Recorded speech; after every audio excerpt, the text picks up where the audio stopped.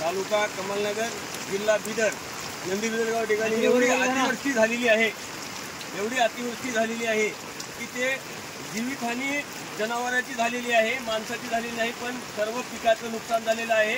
पाटोदे बाबूच्या घरापर्यंत पाणी मांडलेलं आहे, इकडे बारवाला पाणी मांडलेलं आहे आणि मंदिराच्या पायरीला पाणी येऊन टेकलेलं आहे।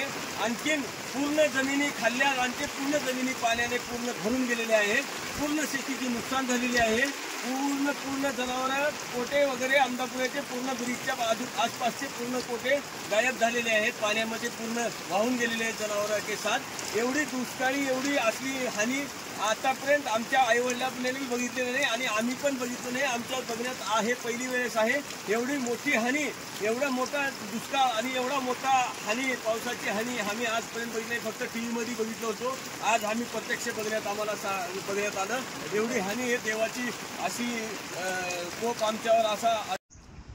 या शेतीमध्ये मुठभर पीक तर राहिलंच नाही, पण मुठभर माती सुद्धा राहिली नाही। आज आम्ही काय खावं आणि काय राहावं हे बघावं सरकारनं। विहीर आहे माझी, विहीर दाखवा इकडं। या वर्षी 40,000 रुपये घालून काढलेली विहीर होती, विहीर पूर्ण बुजून गेली आहे। बघा आमच्या शेताची अवस्था।